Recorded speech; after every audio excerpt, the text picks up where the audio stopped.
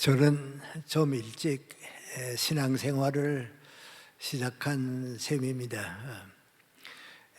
14살에 시골에서 초등학교를 졸업했는데, 그 당시 제가 태어날 때부터 건강이 아주 좋질 못해서 우리 어머님은 이따금 나보고 하시는 말씀이, 나는 내가 20살까지 사는 걸 좀 봤으면 좋겠다, 그렇게 얘기할 정도로 좀 희망이 없는 그런 상태에 있었습니다.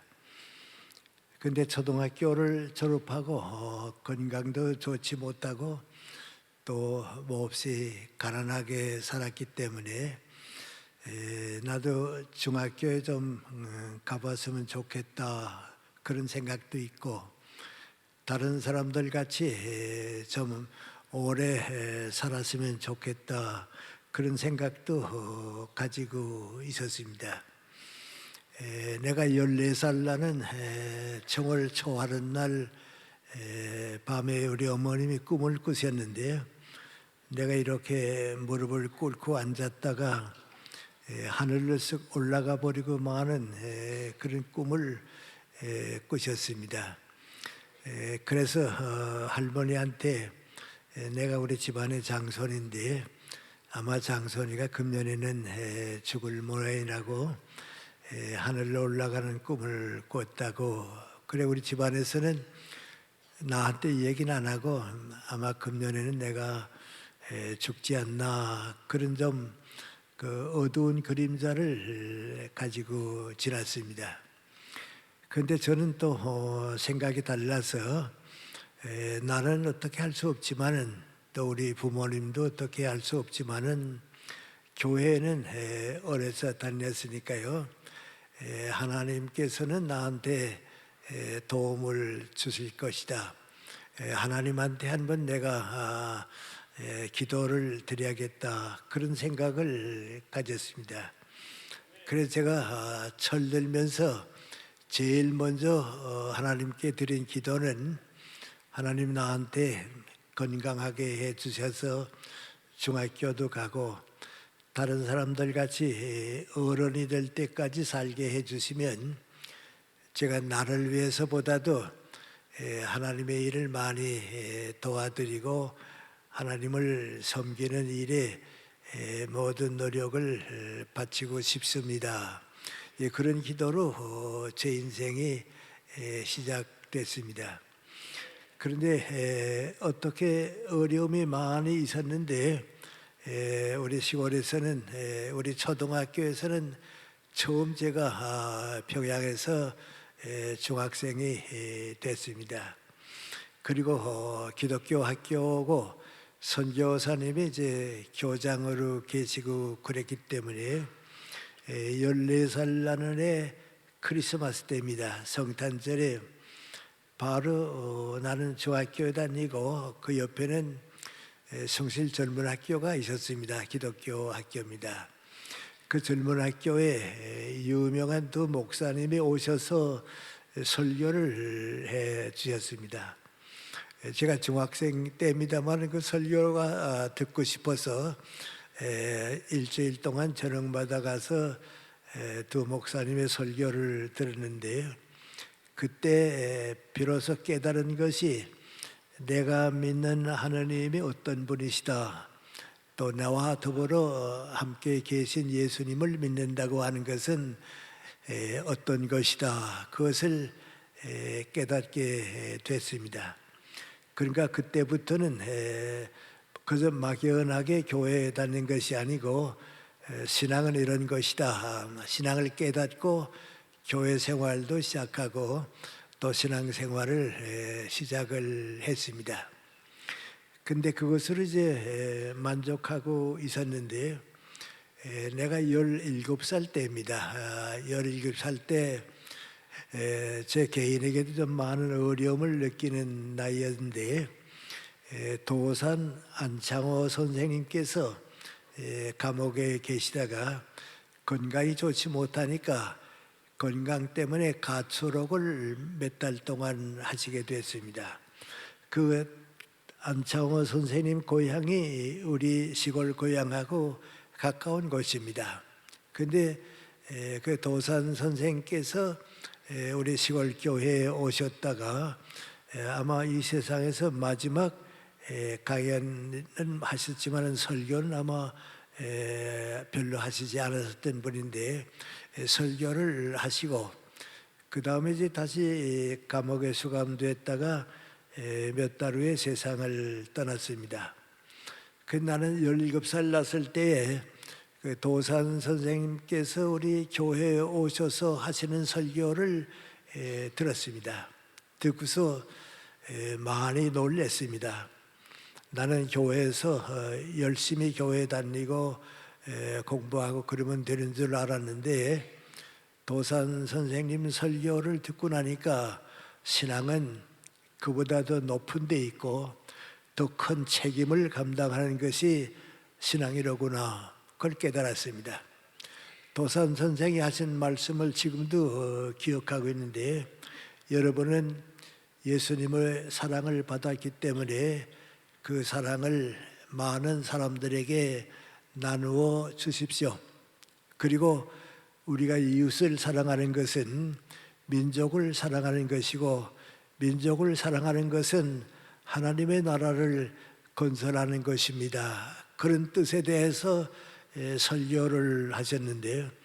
나는 그 설교를 듣고 정말 어느 정도 놀랐습니다.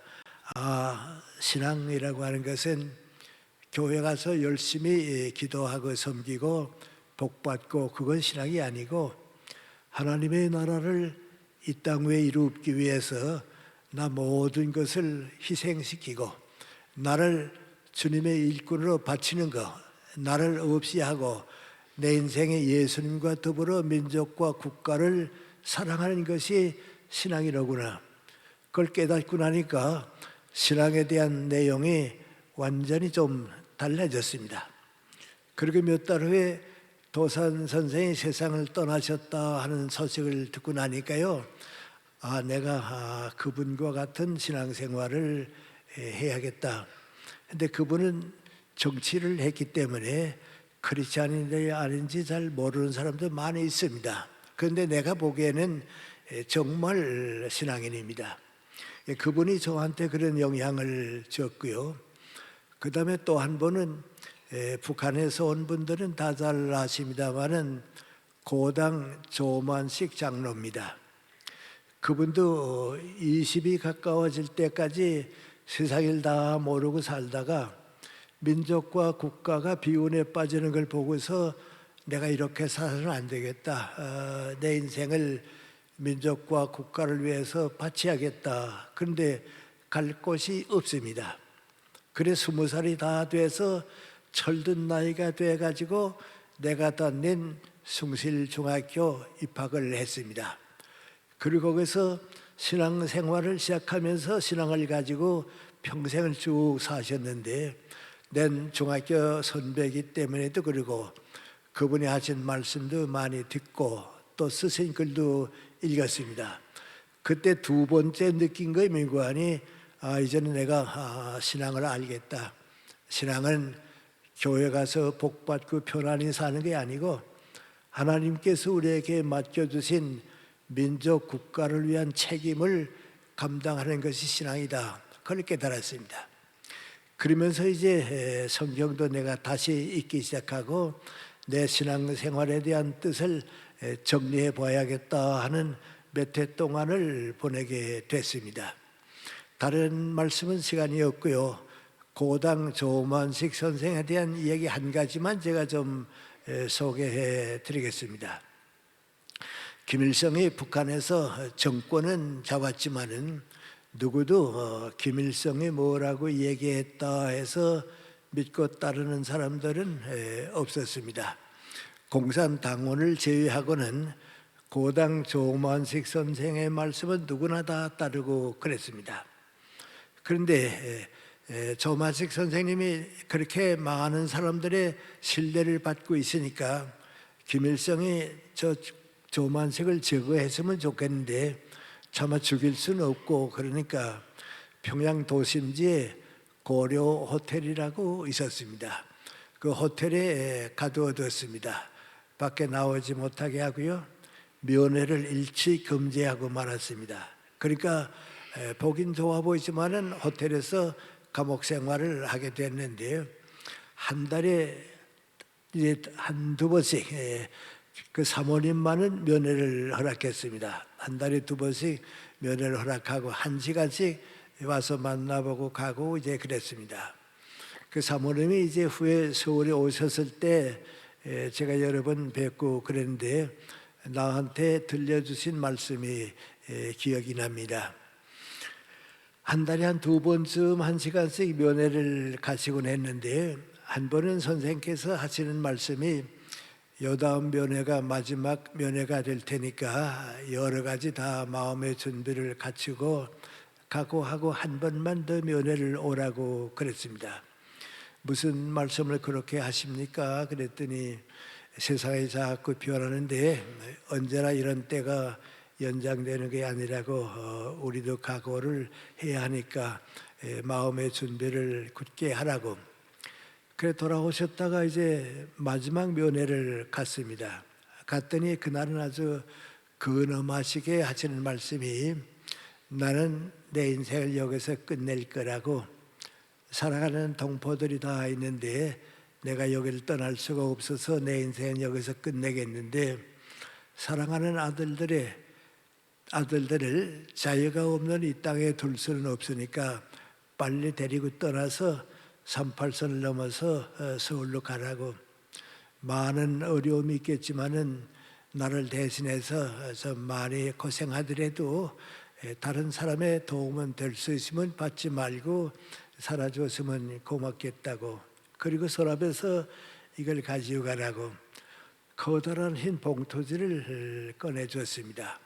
뭐 있습니까? 하고 물어봤더니 가보면 안다고, 그리고 어서 가보라고. 그 마지막 작별을 하고 사모님이 집에 왔습니다. 봉투지에 뭐 들었나 하고서 열어봤더니 거기에 당신의 머리카락을 깎아서 넣으신 겁니다. 그 사모님이 그걸 보고서 깜짝 놀랐습니다. 그건 무슨 뜻입니까? 이 다음에 내가 죽었다고 하는 소식이 전해지게 되면 장례를 치러야겠는데 빈관으로는 나갈 수가 없으니까 이 머리카락으로 장례를 지내라고, 그래서 남긴 유품입니다. 그걸 가지고 사모님이 와서 계시다가 6.25 전쟁이 끝날 때쯤에서 선생께서 세상 떠나셨다 하는 걸 알고 그 머리카락으로 장례를 지나고 그랬습니다.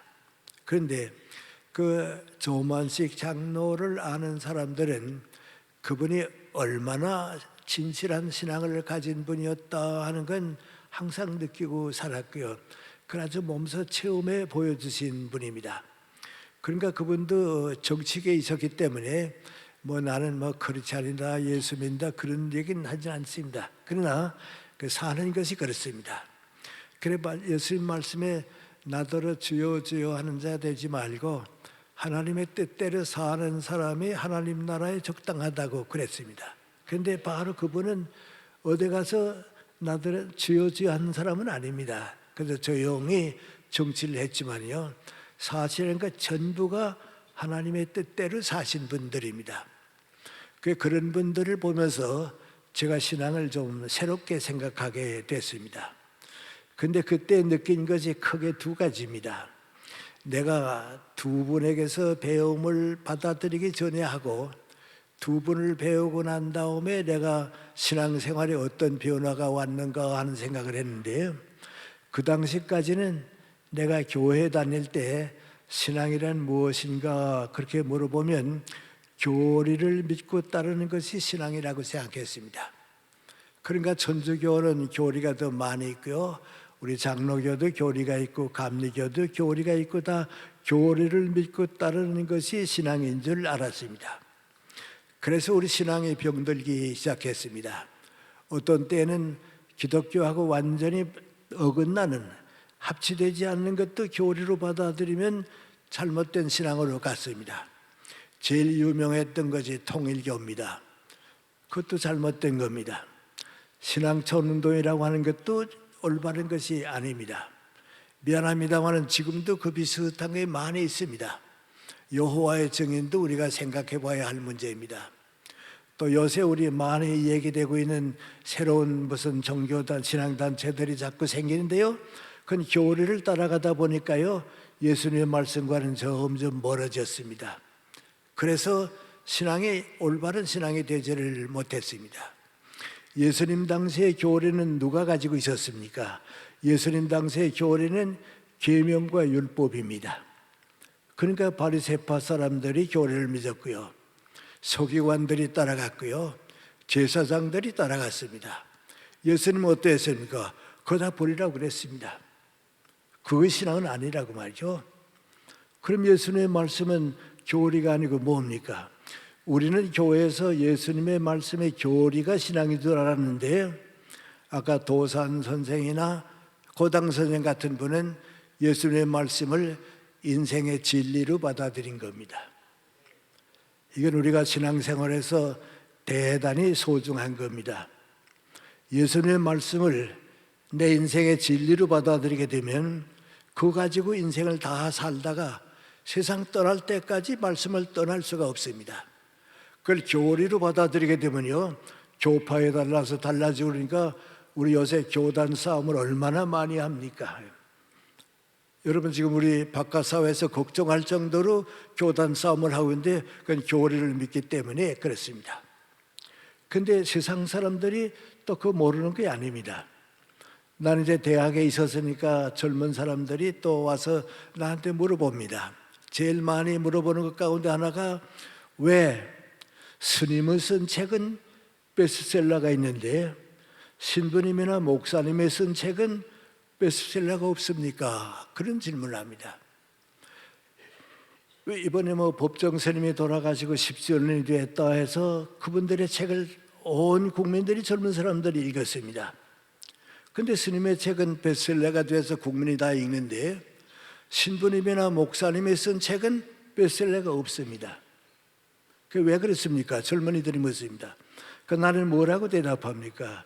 스님들은 인생을 얘기했다고. 그러니까 누구나 다 받아들인다고.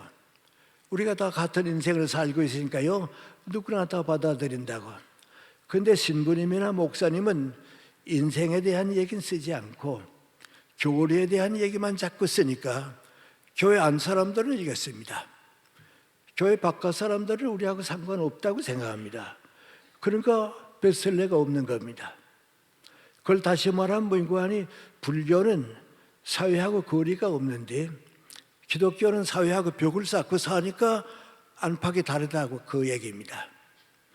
그럼 예수님은 어땠습니까? 예수님은 교리 얘기한 건 하나도 없습니다. 예수님은 전부 인생을 얘기했습니다. 무엇을 위해서 살 것인가, 어떻게 살아야 하는가. 그건 교회에 나오거나 안 나오거나 다른 종교를 가진 사람들도 인생의 목적이 무엇이고 어떻게 살아야 하는 걸 가르쳐 줬으니까 기독교는 진리입니다. 그 기독교는 우리에게만 진리가 아니고요, 그걸 진리로 받아들이게 되면요, 불교를 믿는 사람도 따라가게 돼 있고요, 기독교를 반대하는 사람도 예수님의 말씀이 진리이기 때문에 따라가게 되어 있습니다. 그런데 우리가 그걸 교리로 받아들이니까요, 신앙이 항상 우리끼리 우리 안에서 살다가 바깥 사회하고 자꾸 멀어지게 되고요, 교회 안에서는 만족하지만은 사회에 자꾸 멀어집니다.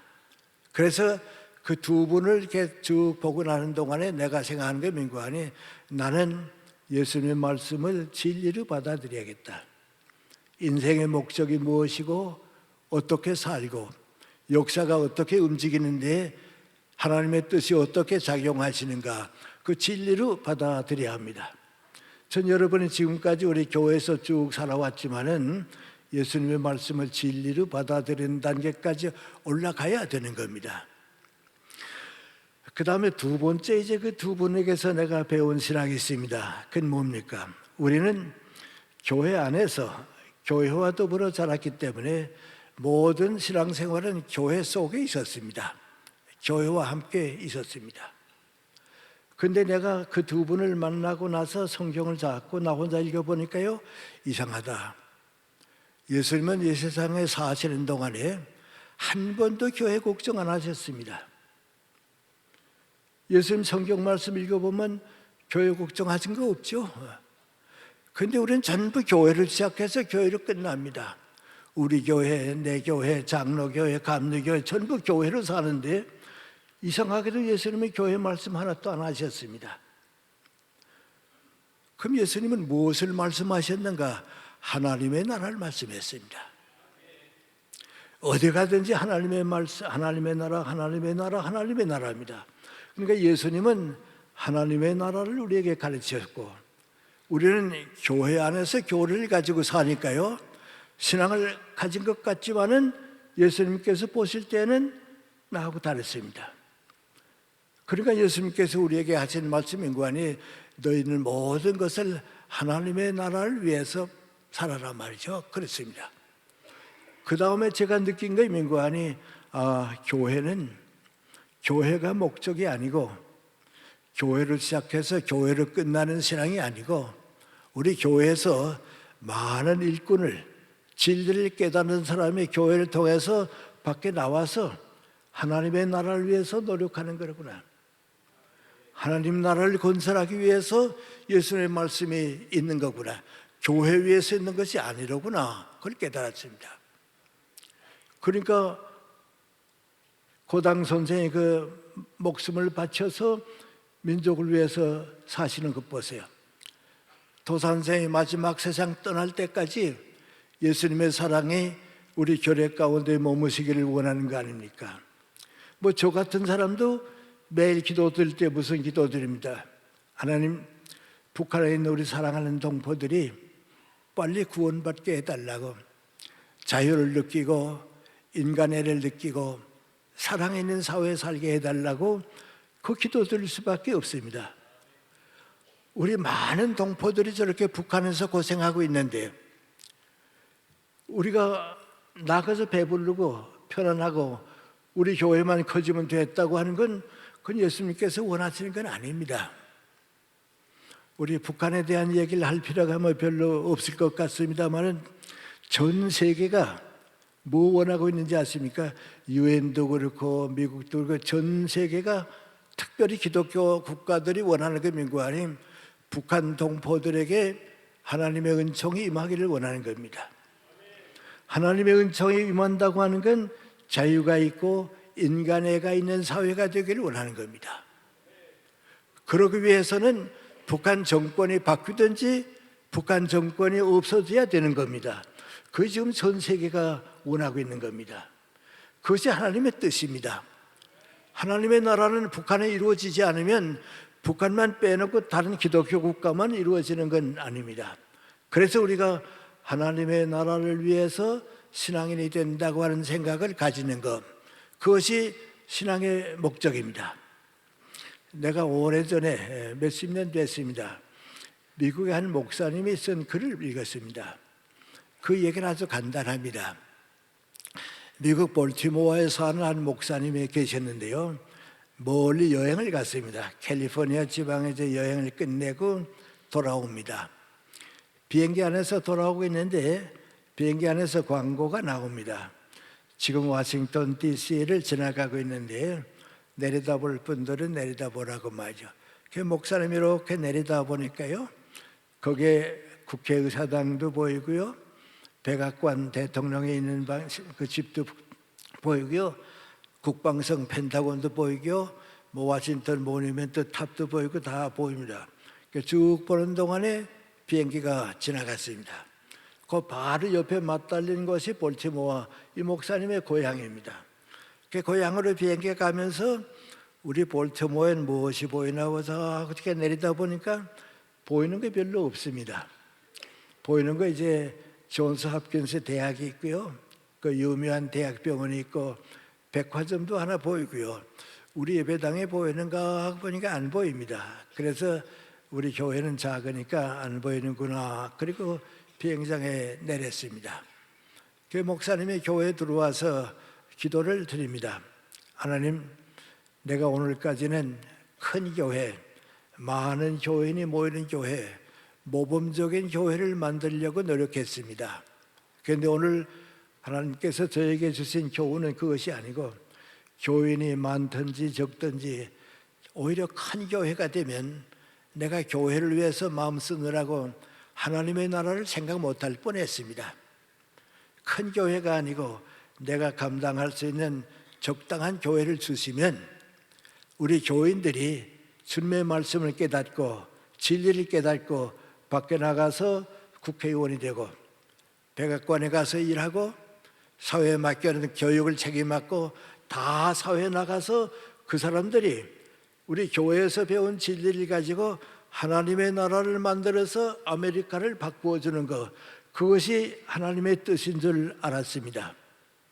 이제는 제가 우리 교회에 오는 분들을 잘 키워서 하나님 나라의 일꾼을 만들어 가지고 사회에 보내도록 노력하겠습니다. 그런 기도를 드립니다. 그런데 우리 천주교가 미안합니다만 교회 중심이었습니다. 그래 오랫동안 고민하다가 20세기에 와서 천주교가 크게 방향을 바꿨습니다. 그 바꾼 건 뭔지 아십니까? 교회가 사회를 위해 있는 것이지 사회가 교회를 위해 있는 것이 아니라고 하는 2000년의 전통을 바꿨습니다. 그건 천주교가 큰 변화를 가져온 겁니다. 다시 말하면 인구하니 교회는 교회를 위해 있는 것이 아니고 교회는 하나님의 나라, 세계 인류를 위해서 있는 것을 차지한다고 하는 책임을 받고 왔습니다. 김수환 추기경은 제가 개인적으로 잘 아는 분입니다.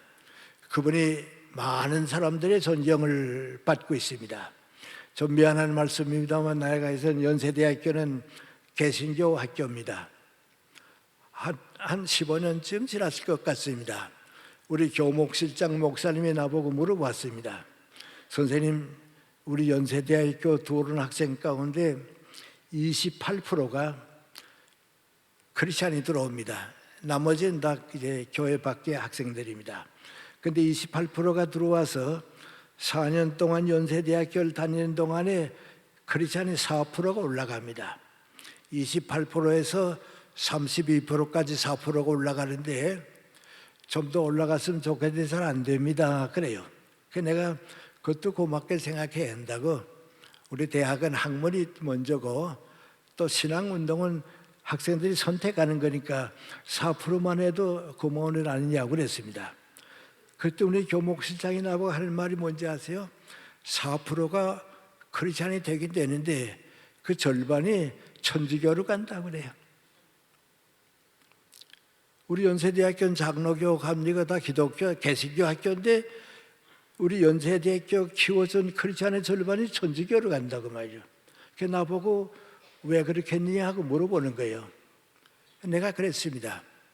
그때 김수환 추기경이 살아계실 때입니다. 아마 젊은 사람들이 김수환 추기경을 존경했기 때문에 그럴 것 같다고. 그 당시에는 교회 나오는 사람이든지 안 나오는 사람이든지 크리스찬이든지 아니든지 대학생들이 크리스찬다운 사람이 누구냐 하면 김수환 추기경 같은 분이 됐으면 좋겠다고. 그분을 바라보게 되면 교회 갈 만하다고. 김수환 추기경 같이 산다고 하면 우리 교회 가겠다고 그렇게 됐습니다. 그런데 그분이 천주교의 변화한 20세기의 변화한 후에 앞장섰던 사람입니다. 추기경이 되면서 제일 먼저 한 얘기가 뭡니까? 지금까지는 사회가 우리 교회를 섬기는 줄 알았다고. 교인들이 우리 교회를 섬기는 거 알았는데 그게 아니라고. 이제는 우리 교회가 사회를 섬겨야 한다고. 교인들이 교회를 섬기지 말고 하나님의 나라를 위해서 사회 가서 봉사하는 걸로 바꿔야 한다고 봤습니다. 그것이 제가 20살이 넘으면서 나 나름대로 신앙의 변화를 느낀 겁니다. 그 변화를 느끼면서 오늘까지 제 신앙생활이 지속되고 오고 있고 그러니까요. 저는 뭐 목사도 아니고 신학자도 아닙니다만은 그래도 많은 사람들에게 이런 성경 말씀이나 신앙을 가르치는 일을 하고 있습니다. 아마 저 같은 사람이 천주교에 가서 뭐 강연을 한다 하게 되면 조금 이상합니다만은 목사님들은 천주교에 가서 강연한 분이 없습니다. 그래서 저는 갑니다. 왜냐하면 진리는 같기 때문에 그렇습니다. 교리는 다르지만 진리는 같기 때문에 그렇습니다. 바로 며칠 전에는 명동 성당에 가서 제가 천주교인들한테 강연을 했습니다. 그 성당은 큽니다. 1,500명이 가득 찼습니다. 그런데 그 주교 신부님이 나보고 하신 말씀이 뭔지 아십니까? 저는 중학생 때부터 교수님의 책을 읽었습니다. 그래서 신앙을 배웠습니다. 아마 서울대학 나오셨을 거예요. 그리고 신부가 되셨는데요. 아직도 그분은 신앙에는 맹구하니 내 책을 읽은 거에 남아있다 그래요.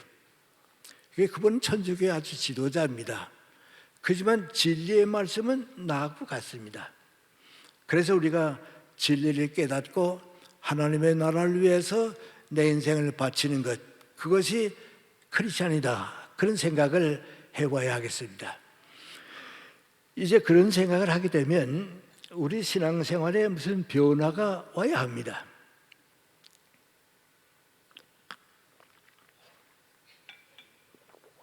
신앙은 말로 되는 것도 아니고요, 설교로 끝나는 것도 아닙니다. 설교하는 사람이나 우리 밖에서 모든 크리스찬들이 생활의 변화가 와야 합니다. 그 변화는 맹구하니 내가 사는 인생관이 예수님의 교훈과 일치가 되어야 합니다. 그 진리입니다. 예수님의 말씀이 그대로 내가 살아보니까 그 말씀밖에는 더 좋은 말씀이 없고 그렇게 살아야겠더라, 그 깨닫는 겁니다. 오늘 읽어주신 성경 말씀에 그런 거죠. 무엇을 먹을까, 무엇을 마실까, 입을까, 그것은 신앙이 뭔지 모르는 사람들이 가지는 생각이고, 너희는 하나님의 나라를 먼저 구하게 되면 이 모든 것은 하나님께서 축복을 너에게 주신다. 세상 사람들은 먹고 마시고 입는 거, 재산 뭐 이런 소유가 목적이라고 사는데 그건 소유가 목적은 아니다. 하나님의 나라를 찾게 되면 그 모든 것은 하나님께서 자연히 축복해 주시는 거다, 그 뜻입니다. 근데 여러분 살아보시면서 그 말씀이 맞습니다. 내가 살아보니까 그랬습니다. 그 진리입니다. 저도 그렇습니다. 제가 30대 중반에 연세대학교 교수로 갔습니다. 그때는 우리가 교수 생활을 하게 되면 기초 생활은 되던 때입니다. 먹고 살고 무엇을 입을까, 그 기초 경제 생활은 되던 때입니다. 또 자녀들의 교육까지는 어느 정도 되던 때입니다. 그러니까 교수가 된다 하게 되면 먹고 사는 경제적인 기초 생활과 그 다음에 교육은 되던 때인데 전 사실 그렇지 좀 못했습니다. 아마 내가 어렸을 때는 너무 다 가난하게 살았습니다마는 성년이 돼가지고서 제일 가난하게 살 때는 연세대학교 갔을 때입니다. 몇 가지 이유가 있습니다. 첫째는 38선을 넘어올 때 완전히 빈손으로 왔습니다. 그러니까 가진 것이 없습니다. 와서 한 6, 7년 동안 중고등학교 교사 교감으로 사는 동안에 경제생활 겨우 기초를 닦았는데 6.25 전쟁 때 또 다 없어지고 말았습니다. 더 어려운 문제는 중고등학교에 때 내가 학교 사택이 있어서 거기서 가족들이 함께 살았는데 연세대학교로 가게 되니까 사택을 내놔야 합니다. 집도 없어지고 말았습니다. 그 새방도 없이 나가야 할 정도로 가난하게 사는 게 얼마나 힘들다 하는 건 느꼈습니다. 또 그때는 우리가 이제 가족 교육을 좀 많이 했습니다. 인구 정책을 많이 쓰던 때인데요. 나이 좀 드신 분들은 다 아실 거예요. 아들, 딸 가리지 말고 둘 만나서 잘 키우자, 그런 때가 있었거든요. 둘 이상 낳게 되면 나라가 가난해지니까요. 둘까지만 낳고 아들만 낳으면 딸 없어지게 되면 모조리 결혼을 못한 남자들만 남거든요. 그러니까 아들, 딸 가리지 말고 둘만 낳아서 잘 키우자 그랬습니다. 중국은 하나밖에 못 낳게 했습니다. 이젠 둘까지 허락합니다. 중국은 셋을 낳게 되면 벌금 물습니다. 지금도 인구가 많아지면 이제 가난해지니까요. 그러던 때입니다. 그때 나는 애들 6을 키웠습니다. 지금 같으면 표창받을 만도 한데요. 그때는 조금 창피했습니다. 여섯 키운다 하게 되면요, 좀 사회적으로 미안하고 이제 뭐 그랬던 때입니다. 그 전쟁이 끝나고 나니까 고향에 있던 동생 셋이 왔는데 고등학교 대학 갈 나이입니다. 어머님도 오셨습니다. 그러니까 나 혼자 월급을 받아서 집도 없는데 10사람이 넘는 부양가족을 내가 키워야 했습니다. 그래서 밖부터 보기에는 뭐 교수다 하지만은 정말 고생했습니다. 나는 고생이 이런 것이다 하는 것을 정말 다 겪어야 했습니다. 근데 그때는 이제 부수입을 올리는 것이 내가 연세대학교 있으면서 다른 대학에 시간 강사로 가는 겁니다. 많은 대학에 시간 강사로 갔습니다. 어떤 데는 야간 대학에도 좀 가서 돈이 있어야 사니까요. 건강도 해치고요, 피곤하고 힘들 정도로 정말 열심히 살았습니다. 그런데 한 대학에서 나한테 요청이 왔습니다. 선생님 연세대학교에 계시고요, 다른 대학의 시간은 다 그만두시고 우리 대학에 와서만 좀 강의해 주면 좋겠다고. 연세대학교에서 하는 거 다 같은 강의만 해주면 되니까요, 왔으면 좋겠다고. 그 우리 대학에서 전임 대우를 해드리겠습니다 그랬습니다. 그래서 그때부터는 좀 편해졌습니다. 우리 연세대학교 있고 남은 시간은 그 대학에만 가서 시간 강사하고, 봉급은 두 대학은 다 못 됐지만은 한 대학과 한 3분지쯤 받으니까 이전 경제 생활은 안정됐습니다. 집도 좀 이제 뭐 셋집이지만 구하게 되고요, 편안해졌습니다. 그리고 얼마 동안 이제 좀 마음 놓고 살았는데요, 한번 크리스찬으로서는 꼭 판단해야겠다 하는 문제가 하나 생겼습니다. 월요일인가 화요일에 대구에서 어느 고등학교 교감 선생이 날 찾아왔는데 내 제자입니다. 찾아온 목적은 1년에 한 번씩 대구의 중고등학교 선생님들이 수련회가 있습니다. 600~700명이 모입니다. 그 중고등학교 선생님들한테 금년의 기념 강연을 내가 하기로 결정이 교장에서 됐기 때문에 좀 와서 수고해 주셨으면 좋겠다, 그 부탁을 하러 온 겁니다. 나는 가서 도와줘야 하고요, 돕고 싶죠. 그런데 이상하게 같은 토요일 날 그 시간에 내가 삼성그룹에 강연을 가게 약속이 돼 있습니다. 그래 갈 수가 없었어요. 내가 내 제자 보고서 가서 도와줬으면 좋겠는데 삼성그룹에 선약이 있어서 못 갈 것 같다고 말이죠. 나보다 더 좋은 강사님을 소개해 드릴 테니까 그분 좀 모셨으면 어떨까 그랬습니다. 그랬더니 내 제자가 건축 책임은 못 되고요, 교장회에서 결정한 거니까 저는 빈손으로 내려가야죠 그래요. 은사라고 믿고 왔다가 빈손으로 내려가야죠 하는 얘기를 듣고 나니까요, 좀 마음이 무거웠습니다. 이제 그것보다도 삼성그룹에 가면 차를 배정해 주니까 편안합니다. 강사료가 많습니다. 대구에 가게 되면 아침에 가서 저녁까지 고생을 해야 하게 됩니다. 교통에 있으니까요.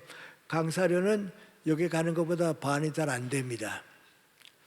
그러니까 내 마음 속에서요, 수입이 많은 건 이쪽이니까 삼성그룹으로 가라 하는 거고요, 또 한편에서 생각하면요, 네가 교육자인데 네가 한평생을 살아도 그렇게 소중한 책임이 다시 올 기회가 별로 없을 텐데 그 일이 얼마나 중하냐. 그러니까 돈을 따라서 여기 가는 것보다는 일이 중하기 때문에 이쪽으로 가야 할 것이 아닌가. 그 이제 교육자의 책임입니다. 그리고 적어도 신앙인이라고 하는 것은 그 판단 내려야 합니다. 돈이 중하냐 일이 중하냐 하는 생각은 해야 합니다. 그래 내가 삼성그룹에 좀 요청했습니다. 이런 일이 있기 때문에 약속이 됐으니까 내가 안 된다 하면 가겠고, 양해해 주시고 허락해 주시면 내가 대구에 다녀왔으면 좋겠다고. 삼성그룹에서 다 의논해 보더니 양해가 됐습니다. 그 이제 대구에 가서 선생님들한테 강연하고요, 오후 늦게 서울역에 기차에서 내렸습니다. 버스를 타고서 집에 오면서 가만 생각해 보니까요, 오늘 내가 잘했다. 지금까지는 돈 때문에 일을 했는데 앞으로는 돈 때문에 일하지 말고 어느 것이 주님께서 기뻐하시는 소중한 일이냐, 이 일의 가치를 찾아야겠다. 크리스찬이라고 하는 것은 돈이 목적이어서 사는 건 아닙니다. 예수님 말씀이 그겁니다. 무엇을 먹을까 입을까 마실까 하는 것은 경제나 소유 때문에 너 인생을 바치지 말아라, 그 말이가 돼요. 그러니까 하나님의 뜻은 여기에 있습니다. 그때부터 내 인생의 방향을 바꿨습니다. 앞으로는 수입이 많다 적다 하는 생각은 하지 말고 무슨 일이 더 소중한 일이냐, 무슨 일이 예수님께서 나한테 맡겨주신 값 있는 일이냐, 그걸 바꿔야겠다. 그렇게 바꾸고 쭉 여러 해 살았습니다. 그랬더니 나도 모르게 변화가 하나 생겼습니다. 일 때문에 일하는 거하고 돈 때문에 일하는 거하고는 결과가 다릅니다. 돈을 위해서 한 일은 여러분 경험해 보세요. 돈과 더불어 끝납니다. 요 수입을 위해서 한 일은요, 수입이 끝나면 끝납니다.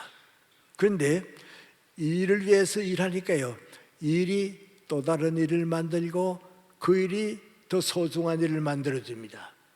그러니까 일을 많이 하게 되니까 일에 대한 대가가 있으니까 돈을 위해서 일하던 때보다도 일의 가치를 찾아내니까 수입이 많아졌습니다. 그럴 수밖에 없죠. 일의 대가가 더 많아지, 일을 많이 하게 되니까요. 그러니까 과거보다도 수입이 많이 늘었습니다. 더 하나의 변화가 왔는데요. 돈 때문에 일할 때는 피곤하고 고달프고 안 했으면 좋겠다 할 정도로 힘들었습니다. 일이 억지로 했지 즐거워서 할 줄을 몰랐습니다. 그런데 이번에 일을 위해서 일하니까요, 일이 그렇게 즐겁습니다. 일이 그렇게 행복합니다. 이 일을 함으로써 예수님께서 기뻐하실 것이다 할 때는 더 행복합니다.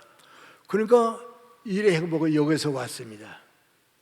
나는 책을 좀 많이 쓰는 편인데요, 좋은 책을 쓰게 되면요, 독자가 독자를 끌어가니까 독자가 많아지니까 독자 많아지 책이 많이 팔립니다.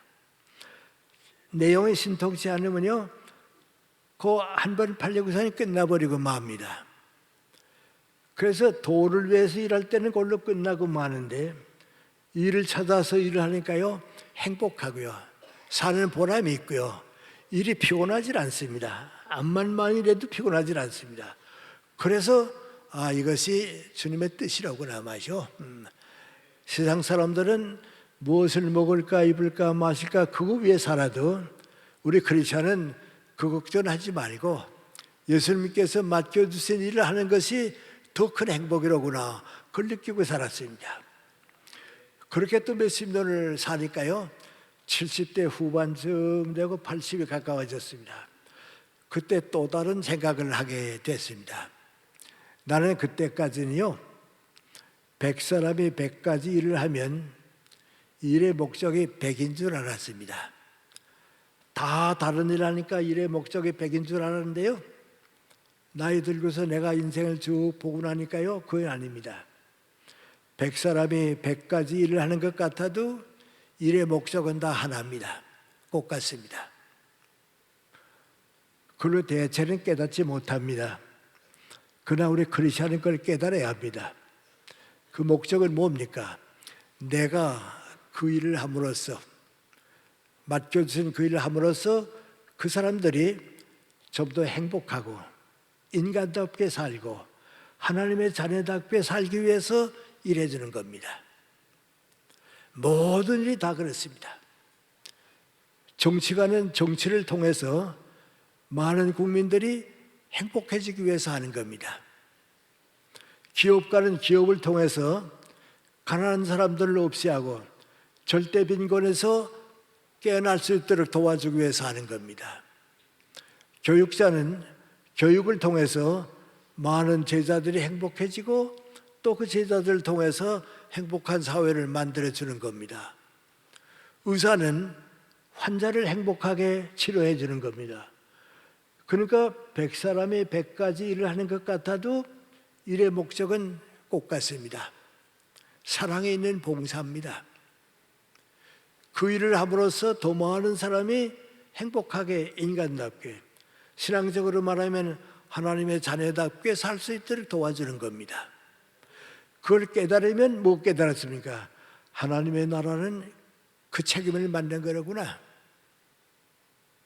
하나님의 나라는 우리 교회 와서 복 받고 그게 아니고, 하나님의 나라는 우리가 예수님을 대신해서 모든 사람의 직업은 다 다르지만은 그 사람들을 통해서 더 많은 사람이 인간답게 행복하게 살고 도와주는 것이 하나님의 나라로구나. 그 책임 떠나서 하나님의 나라가 있을 곳이 없죠. 그러니까 하나님의 나라를 먼저 생각하는 사람은 자연스럽게 무엇을 먹을까 마실까 하는 문제는 해결된다고 말씀이 옳죠. 네. 그러니까 이제 나 같은 사람에게도 무슨 변화가 옵니까? 과거에는 돈이 생기는 일은 하고요, 돈이 안 생기는 일은 안 했습니다. 이제는 어떻습니까? 내가 비용을 떼더라도, 내가 돈을 내가 쓰더라도 그 일은 내가 가서 해줘야겠다. 왜? 그래야 그 사람들이 행복해질 테니까요. 내 돈이 아깝다고 해서, 내 비용이 아깝다고 해서 안 해주면 그 사람들이 행복하게 만들 사람이 없지 않습니까? 그러니까 내 비용을 써서라도 내가 가게 되니까요, 이전 달라지는 거죠. 그 사람들을 예수님의 이름으로 축복하게 되는 것이 바로 그거죠. 그래서 제가 재작년에는 우리 교수들로서는 좀 받기 어려운 상을 몇 군데서 받았습니다. 그 상 가운데 두 곳에서는 좀 상금이 많이 들어왔습니다. 아마 내가 한 4년쯤 벌어야 할 돈이 공짜로 들어온 겁니다. 은행에 갖다 놓고서 가만 생각해 보니까요, 내가 번 돈이면 내가 써도 괜찮습니다. 그건 뭐 내 거가 되는데요, 이건 사회가 나한테 맡겨준 겁니다. 그건 내 돈은 아닙니다. 사회에서 돌려줘야 합니다. 그런데 무슨 방법으로 어떻게 돌려줄까 하니까 자신이 없습니다. 또 내게 할 일은 많이 있고요. 그래서 생각하다가 내 사랑하는 제자들한테 부탁했습니다. 당신네들이 전 시간에 여유 좀 생기고 그랬으니까 이 돈을 좀 대신 맡아서 사회 위해서 좀 써달라고 말이죠. 좀 나 대신 써달라고. 맡기고 나니까요, 무거운 짐을 졌다가 풀어놓은 것 같이 편안해요. 즐거워요. 그건 다 예수님께서 기뻐하시는 방향으로 써주실 테니까요, 나는 그 기도만 해주면 됩니다. 그것이 신앙입니다. 그렇게 살게 되면요, 우리 사회 경제가 다 해결돼요. 무엇을 먹을까 입을까 마실까 하는 문제는 그거 다 해결돼요. 그런데 그걸 우리보다도요, 세상 사람들도 알아요. 우리 현대그룹을 창설한 분이 정주영 회장이죠. 한 번 그분하고 얘기하다 그분이 나보고 그래요. 선생님, 저는요 이런 거 많이 생각해 본 건 아닙니다. 그저 사업을 하느라고 여러 나라를 다녀보는데요, 대체로 불교를 믿는 나라들이 가난해요. 유교를 믿는 나라들이 잘 살아요. 기독교 국가들이 더 잘 살아요.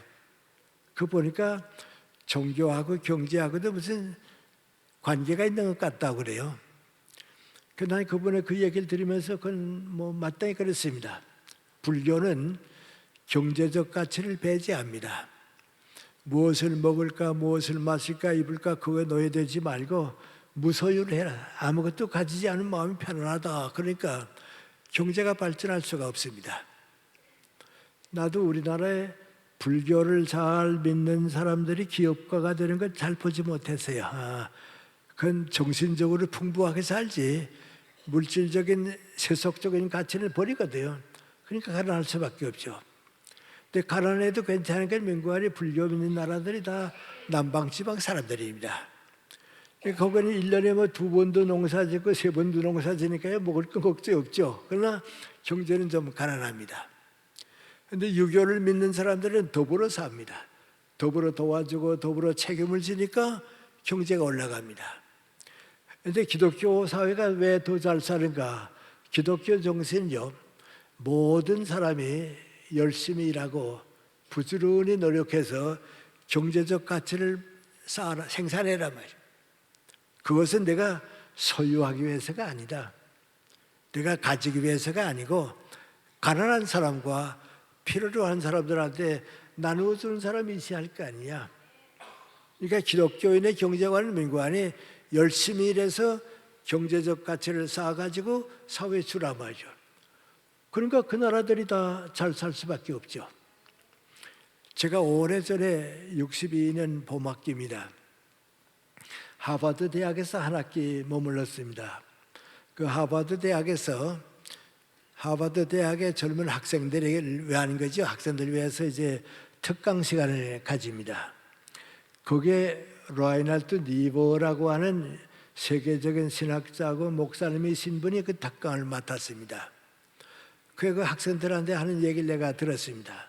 그분 하는 얘기가 뭔가요? 아메리카가, 우리 미국이 지금 세계에서 제일 부자 나라가 됐다고, 제일 잘 사는 나라가 됐다고, 이 부를 선조들의 것이니까 여러분한테 물려가게 된다고, 그 여러분이 그걸 물려받아 가지고 이건 우리 선조들이 남겨준 거니까 이거 가지고 행복하고 즐겁게 살자 하면 아메리카는 희망이 없다고, 그 부를 세계 가난한 나라에 자꾸 나누어 주라고. 그러면 그 가난한 나라들이 잘 살게 되면서 아메리카는 자연히 올라간다고. 그리고 정신적으로 이끌어갈 수 있는 지도력을 가지게 된다고. 그 세계 인류 앞에서 아메리카의 지도자인 너희들이 맡을 책임이다. 그런 얘기입니다.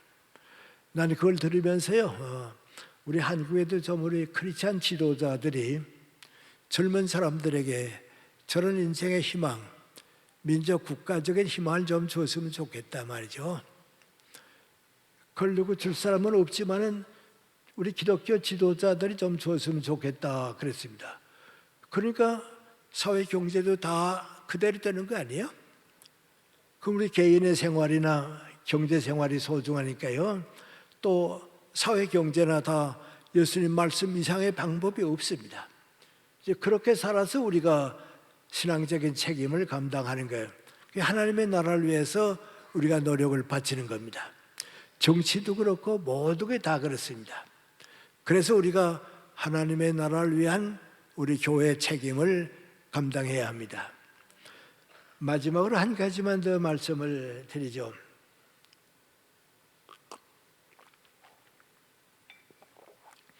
예수님은 세상에 오셔서 3년 3개월을 이제 활동했습니다. 미안합니다. 33년 3개월쯤 사셨는데요.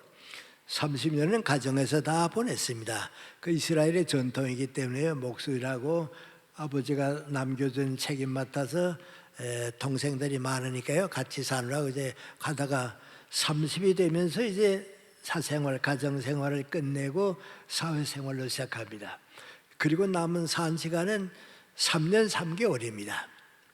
그 3년 3개월에 100세들 살아도 못할 만한 일을 다 하셨습니다. 우리는 내 인생을 아낄 줄을 모르는데요. 예수님이 3년 3개월 동안에 세계 역사를 바꾸고 인류의 희망을 주고 가셨는데 우리는 인생을 너무 많이 낭비하는 것 같아요.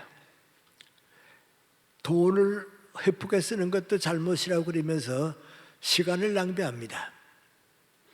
건강을 유지한다고 자꾸 노력하면서요, 건강보다도 소중한 주어진 일을 가볍게 보는 사람들이 더 많습니다. 그 나는 그렇지 않으요. 예수님께서 우리를 사랑하신 것 같이 먼저 내 인생을 사랑하고 그 내 인생을 사랑하기 때문에 샘물이 솟듯해서 이웃을 사랑하게 되는 겁니다. 내 생에 대한 좀 소중한 생각을 해야 합니다. 요새 제가 그런 좀 얘기를 많이 하는 이유가 있습니다. 과거에는요, 내가 연세대학교 갈 때도 그랬습니다. 태어나서부터 한 30까지는 교육을 받고요. 교육을 끝나게 되면 그 다음에 내가 이제 한 60이 넘을 때까지 해갑이 되고 정년될 때까지 일하고요. 그 해갑이 되고 정년이 되면 가정으로 돌아와서 사회적인 인생은 없어졌습니다. 그러니까 다 끝나는 걸로 알았습니다. 그 인생은 교육받는 30년 또 일하는 한 30년 그걸로 끝나는 줄 알았습니다. 난 대학에 은사가 하는 말이 생각나는데요. 인생이 뭐냐 물어보면 흑판을 향해서 30년 살고 흑판 뒤로 하고서 30년 사니까 내 인생이 끝나더라 그랬습니다. 그건 무슨 얘기입니까? 30까지는 대학원 나올 때까지 공부하니까 흑판 앞에로 살았거든요. 그 다음에 교수가 되고 나니까 흑판은 뒤에 놓고서 강의하니까 30년이거든요. 그러니까 30년은 흑판을 향해 살고 30년 등지고 살았던 인생이 끝났더라 그랬습니다. 나도 그렇게 생각했습니다. 그 연세대학교 30대 중반에 가서요, 우리 선배 교수님들이 뭐 회갑이 됐다, 뭐 정론이 됐다 하면요, 나는 속으로요, 사람이 얼마나 오래 살면 회갑이 다 되나 정론되는 건 남의 일이지 나하고는 상관없는 줄 알았습니다. 근데 한 30년 동안 쭉 살고 보니까요, 빨리 지나가요. 그럼 내가 회갑이 돼요. 그리고 내가 정론이 됐습니다. 65세 정론이 되고서 가만 생각해 보니까요, 이젠 다른 교수들과 같이 가정에 돌아가서 끝나고 말면 나머지 내 사회 인생은 없습니다. 사회 공간이 없어지고 가정 가서 살면 가정밖에 안 남을 가 없습니다. 이게 어떻게 살면 되나 말이죠. 그렇지 않느라고 하는 게 뭔가 말이죠.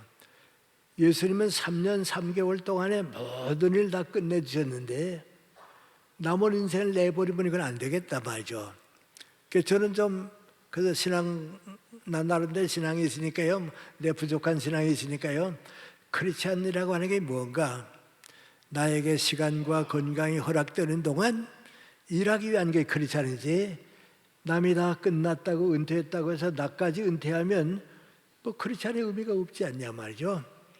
그럼 난 다시 일해야겠다. 그래서 내 후배 교수를 보고서 좀 대학원 학생들이 있는 데서요, 나는 오늘 연세대학교 졸업한다고, 정년퇴직하는 날이니까요, 내일부터는 이제 대학을 졸업했으니까 사회 나가서 일하겠다고 말이죠. 그 65세 돼서 다시 시작했습니다. 한 10년은 일할 줄 알았습니다. 근데 75세쯤 되고 나니까요, 더 일하고 싶어요. 일이 더 많이 생겨요. 그 나도 모르게도 열심히 일했습니다. 80이 되니까요, 이젠 나도 늙었나 보다, 좀 쉴까 하고서 몇 달 쉬어봤어요. 그랬더니 쉬는 건 일하는 것보다 더 힘들어요. 일하는 거 행복하지요. 쉬려고 생각하니까요, 이거 안 되겠다, 또 일 시작했어요. 그런데 솔직히 고백하는데요, 90이 되니까요, 이제는 좀 힘들어요. 그 나는 사람이 언제 늙느냐 하면요, 60에 늙었다 하는 그건 말할 필요도 없어요. 60에 안 늙어요. 70이면 늙는 거 그것도 아니에요. 80쯤 되면요, 혹시 내가 늙지 않나 하는 생각할 수는 있어요. 90이 되면 늙어요. 그건 괜찮아요. 그런데 이 다음에는요, 90대도 늙었다고 얘기 안 할 것 같아요. 자꾸 건강 상태가 좋고 장수되니까 아마 이 다음에는 100세쯤 되면요, 이제 내가 늙구나 보다, 늙었구나, 아마 그런 때가 올 것 같아요. 내가 살아보니까 그래요. 내가 80대 좀 넘었을 때입니다. 83세쯤 됐는가요? 내 친구인 안병욱 선생, 김태일 선생하고 너무 바쁘니까요, 다 각각 자기 일만 하느라고 만나질 못했어요. 그런데 한 번 아주 오래간만에 좀 만났어요. 무슨 이런 얘기 저런 얘기 하다가 80이 넘도록 쭉 살아왔는데, 지금까지 쭉 살아보니까 계란에는 노른자가 있어서 병아리도 까나오고 계란 꾸실라 합니다. 인생에도 계란의 노른자에 해당하는 것만큼 행복하고 보람있고 생산적인 나이가 있었을 것 같은데 그게 몇 살쯤이었을까, 그런 얘기가 있습니다. 처음에는 아마 50부터쯤 됐겠지 그랬습니다. 그런데 선진국가는 거의 가능합니다. 국민 성장이 높으니까요. 우리는 50대 되면 일은 많이 해도요, 인생이 뭔지 모르고 살아요. 철이 없어요. 그저 사는 거지. 그럼 인생이 뭔지 아는 건 몇 살쯤 되면 되느냐? 철드는 나이가 몇 살인가 말이죠. 그러니까 잘 되면 60이면 철이 들어야 돼요. 그럼 철이 든다고 하는 게 무엇을 말하는가? 내가 나를 믿을 수 있는 나이가 되면 철드는 거예요. 70이 돼서 내가 날 믿지 못하면 남도 날 믿지 못하고 철이 못 드는 거거든요. 60은 돼야 하더라. 그럼 60에서 몇 살까지가 제일 행복하고 좋은 나이냐? 성장하는 동안은 행복하고 좋은 나이니까 말이죠. 성장해야 된다고 말이에요. 몇 살까지 성장하는가? 75세까지는 다 성장하더라 말이에요. 그러니까 학문도 그렇고요, 인격도 올라가고요, 지식이나 모든 게 75세까지 올라가는데요. 이 75세까지 올라간 것을 얼마나 더 연장하느냐? 쭉 경험해 보니까요, 75세에서 80, 85, 6세까지는 다 가요. 90까지는 누구나 갈 것 같아요. 90 넘으면 다 다르기 때문에 공통적으로 어떻다고 말을 할 수가 없고요. 90까지는 다 가는 것 같아요. 그럼 내가 철들어서 인생을 깨닫고 사는 제일 좋은 나이는 언제입니까? 계란의 노른자에 해당하는 그만한 나이는 60에서 75세고요. 그걸 90까지 연장하는 것이 사회인으로서 인간답게 사는 거죠. 그거 못하게 되면 잃어버린 거죠. 사과나무를 키우게 되면요, 꽃이 피는 건 화려하기만 하지만 이건 안 피무가 없거든요. 열매를 맺기 시작하거든요. 그 60부터예요. 그래서 열매가 익어서 사회에 주는 것은 70 이후예요. 90까지예요. 그 기간이 없으면 인생이 없지 않아요. 열매를 맺어서 사회에 뭐 주지 못할 바에야 뭐 내 인생에 의미가 없죠. 그러니까 인생에서 제일 중요한 나이는 60에서 75세다. 그리고 그것을 90까지 연장하는 사람들은 보람있게 사는 거다. 그런 생각입니다. 그런데 이제 우리가 엎어서 가면요, 그 말이 맞나 하는 생각을 해보기도 합니다. 우리도 그랬습니다. 그런데 살아보니까 그게 제일 나은 것 같아요. 내가 75, 6세쯤 됐을 때입니다. 내 친구들이 모여서 무슨 얘기를 하고 있는데요, 누가 영문과의 어느 교수가 이번에 회갑이 됐다 그래요. 그랬더니 같은 영문과 출신의 이근철 교수가 옆에 있다가 그 친구 봐, 저거 철도 안 들었는데 회갑부터 되네 그래요. 그 누구 얘기입니까? 자기 얘기가 돼요. 나도 회갑은 됐지만 사실 철은 못 들었단 말이죠. 철은 그때부터 들기 시작하더라 말이죠. 철 없는 인생이야 무슨 뭐 의미가 없죠. 그러니까 그래요. 한 번은 내가 우리 정석회 교수님 모시고서 어디서 멀리 가게 됐어요. 같이 차를 타고서 오래 가다 심심하시니까 그 어른이 그때 92세인가 93세 그랬거든요. 옆에 앉았던 날 쓱 보시더니 가만히 있자, 김 교수가 연세가 어떻게 됐더라 그래요. 76세입니다 그랬더니 아무 말도 안 해요. 한참 가만히 있더니 한참 있다 뭐라 그런지 아세요? 좋은 나이 올시다 그래요. 나도 그렇게 좋은 나이가 있었는데 이젠 다 없어졌단 말이에요.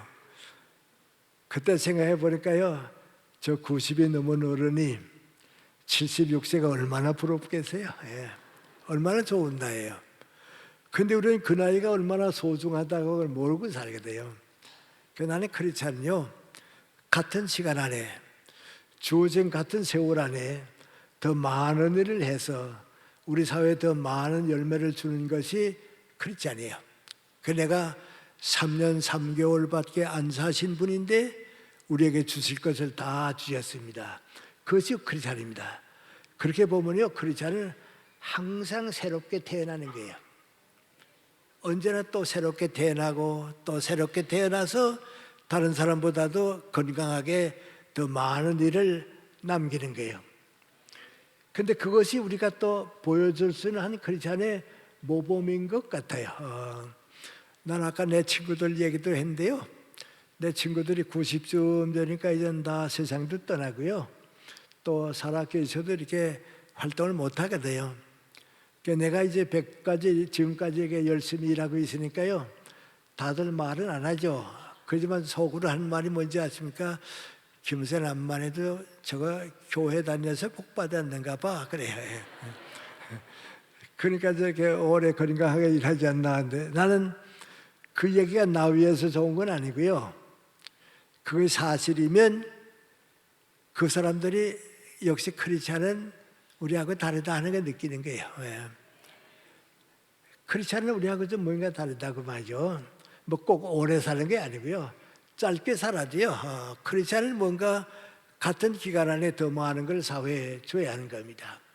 아까 내 친구들 얘기가 나왔으니까 그저 말씀을 드리겠습니다. 내가 14살 났을 때 이제 중학생이 됐습니다. 시골에서 평양까지 20리를 걸어가서 우리 초등학교에서는 한 사람도 중학교 간 길이 없었는데 내가 합격이 됐을까 가보니까 내 이름이 붙어 있대요. 그래서 또 20리 걸어와서 아버지 보고서 나 합격이 됐다고 말이죠. 그런데 사실은 등록하면 학비를 어떻게 되나 하는 걱정은 우리 아버지도 많이 하시죠. 가난하게 살았으니까요. 그런데 조용한 시간에 아버지가 나보고 그러세요. 너 중학생이 됐다 하니까 내가 너한테 하고 싶은 얘기가 있다. 무슨 말씀하시려는가 했더니 네가 이제부터 긴 인생을 살아가게 되겠는데 항상 나와 내 가정 걱정만 하면서 살게 되면 내가 가정만큼밖에 더 성장을 못한다. 그걸로 끝난다. 친구들과 더불어 좋은 직장을 섬기고 열심히 일하게 되면 내가 그 직장의 주인이 되고 그만큼 사회에 도움을 준단다. 근데 꼭 같은 사람이 언제나 민족과 국가를 걱정하면서 살게 되면 너도 모르는 동안에 국가 민족만큼 성장하고 지도자가 될 수 있단다. 그 인생이란다. 그 얘기입니다. 우리 아버님은 옛날 분이기 때문에요. 학교 교육은 전혀 받으시지 못했습니다. 교회에서 쭉 성장하셨는데요. 책을 많이 읽으셨습니다. 그래서 다른 사람들, 다른 교인들보다는 좀 이렇게 기독교 신앙에 대해서 느끼는 게 좀 많았던 분입니다. 그러니까 이제 나한테 하고 싶은 말씀이 바로 그거였습니다. 근데 내가 살다가 철들어서 가만 생각해 보니까요. 우리 아버님 그 말씀이 거의 바로 기독교 정신이에요. 우리 아버님 뭐 교회 잘 나가라 뭐 그건 아니고요. 후에는 너도 신학자가 됐으면 좋겠다 하는 뜻은 가지고 계셨던 것 같아요. 그러나 그보다 더 중요한 건 민구하니 신앙인은 민족과 국가를 위해서 봉사하는 거다. 그걸 늦게 깨달았습니다. 내가 연세대학교 가서 이렇게 쭉 살아보면요. 지금은 아니죠. 60년 전이니까요. 우리 교수님들이, 많은 교수님들이 내가 연세대학교에서 무슨 도움을 줄까, 무슨 보답을 할까 그 생각보다는요. 연세대학교로부터 내가 무엇을 받을 수 있을까 그걸 더 많이 원하는 것 같아요. 나도 봉급이 올라가면 좋죠. 보너스 나오면 뭐 좋죠. 그렇지만 좋긴 좋은데 내 사랑하는 제자들이 등록금을 내지 못해서 얼마나 고생하는데 하는 생각하게 되면요. 월급만 올라갔다고 좋은 건 사실은 아니거든요. 사랑이라고 하는 게 공동체 의식이에요. 다른 사람은 그거 몰라도 적어도 뭐 미안합니다만 이제 크리스찬 교수는요. 내가 월급 올라가는 것만 좋은 건 아니고 우리 사랑하는 제자들이 다 편안히 공부할 수 있도록 도와주는 책임이 나한테 더 중하거든요. 그렇게 내 생각만 많이 하던 교수들은요. 65세가 돼서 정년 퇴직하게 되면요. 이상하게 대학이 잊어버려요. 대학이 다 잊어버리고 말아요. 그 사람의 인생도 끝나요. 그걸로 끝나고 말아요. 그런데 나보다도 대학을 위해서 더 많이 노력하고 우리 대학을 통해서 사회적으로 많은 일꾼을 키우자고 노력했던 사람은요. 65세가 돼서 정년퇴직하면요. 대학과 더불어 남아요. 연세대학의 교수 누구, 연세대학 학장 지난 분, 저분이 연세대학교 누구라고 말이죠. 지금도 내가 밖에 나가면 연세대학교 김영석 교수라고 그럽니다.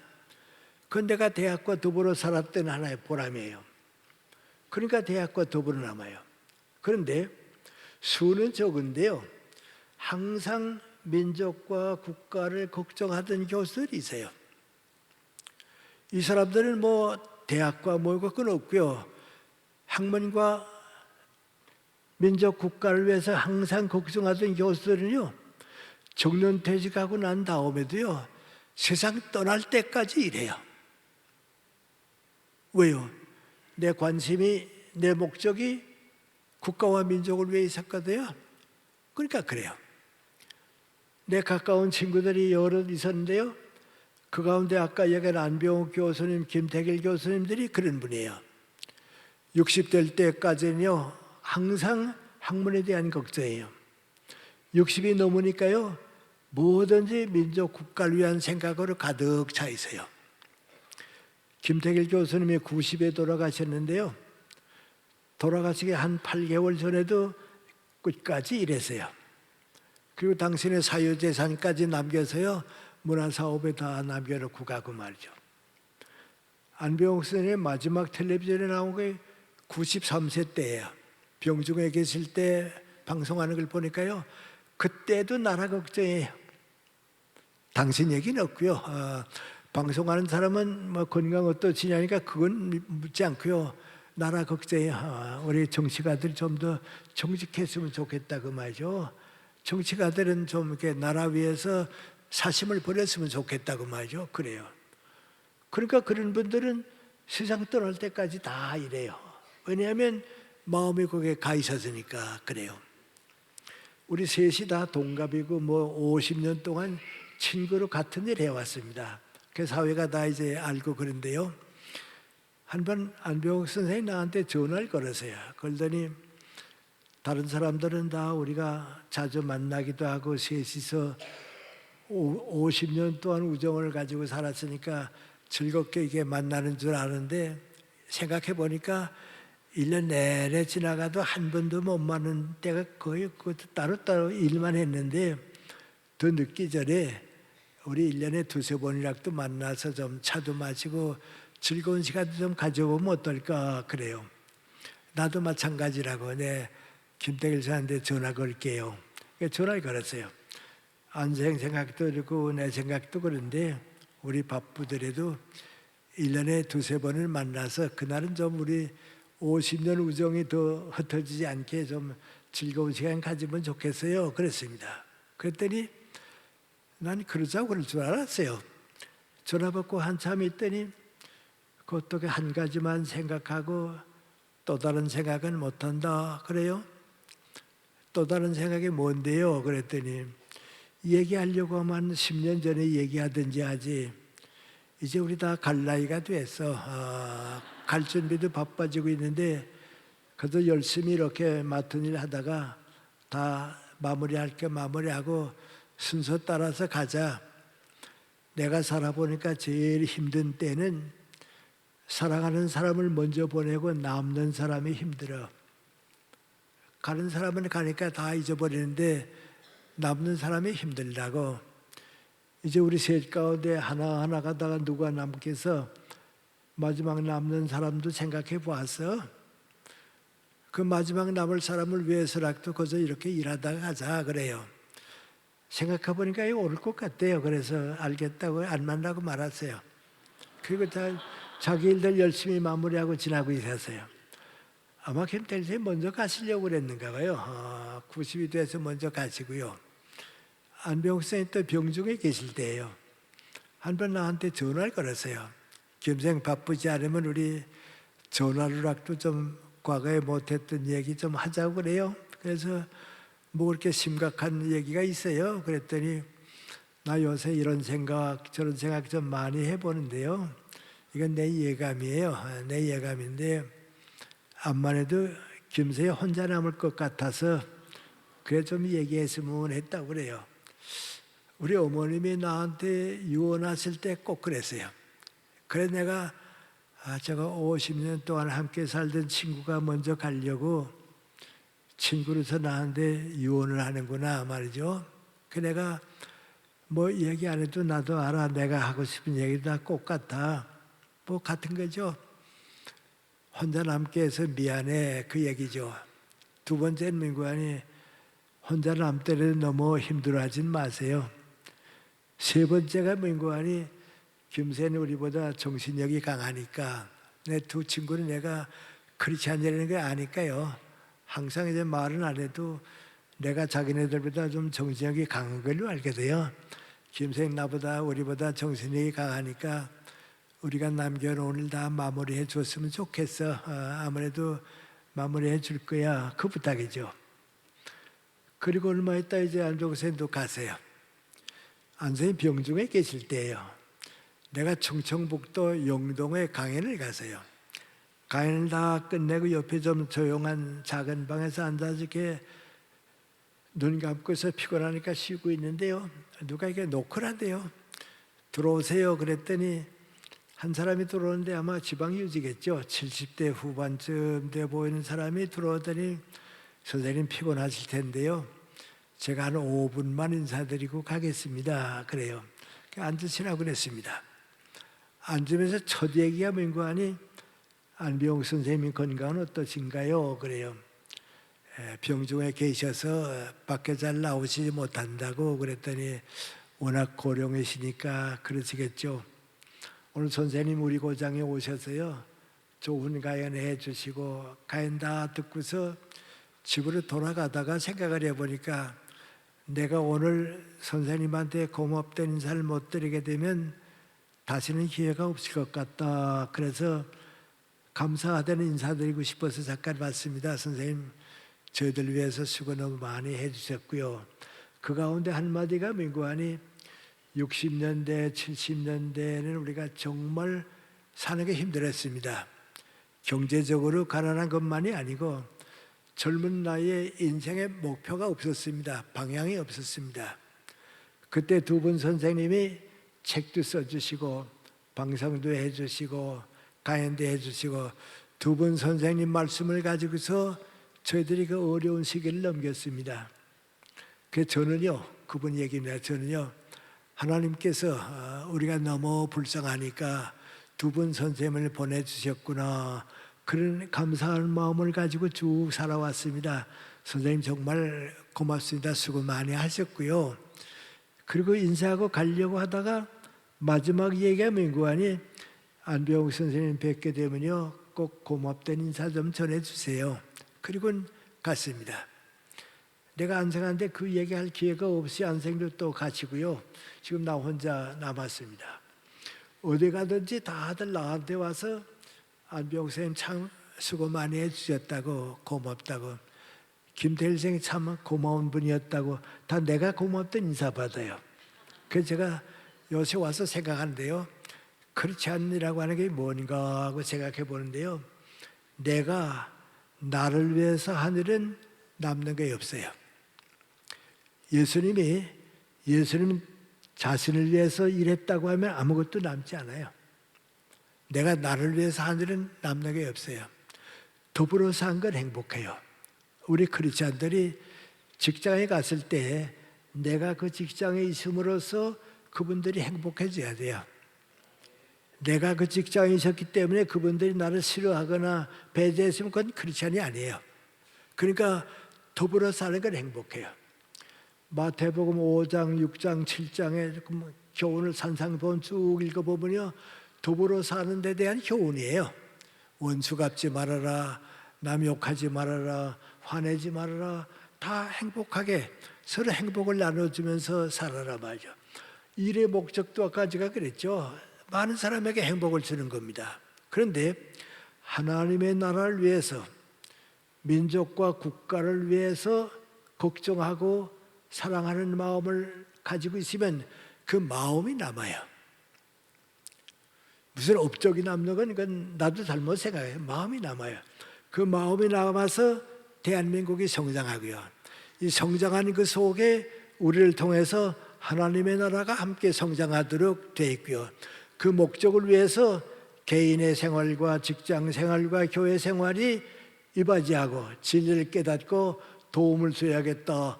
그렇게 사는 사람과 더불어 예수님이 함께 하셨어요. 우리가 깨닫는 것은 예수님께서 나를 사랑해 주실 것 같은 그 사랑을 내 이웃에게 많이 나누어 주는 사람, 그 사람을 예수님께서 기뻐하시고 너 오늘까지 나와 더불어 이렇게 노력해 주었다고 내가 오래 너를 기억할 것이고 너와 더불어 영원한 삶에 이끌어 주실 거라고 약속해 주십니다. 이렇게 살 수 있으면 그 이상의 인생은 없습니다. 그걸 우리가 예수님과 더불어 가지고 우리 많은 사람에게 나누어 드리고 그 일을 위해서 내가 다시 한번 새 출발을 할 수 있었으면 우리 인생에서 가장 고귀한 인생을 살게 되리라고 믿고 또 그 뜻이 여러분에게 이루어지셔서 하나님의 나라가 가까이 올 수 있다고 하는 주님의 뜻을 함께 지켜주시기 바랍니다. 고맙습니다. 네.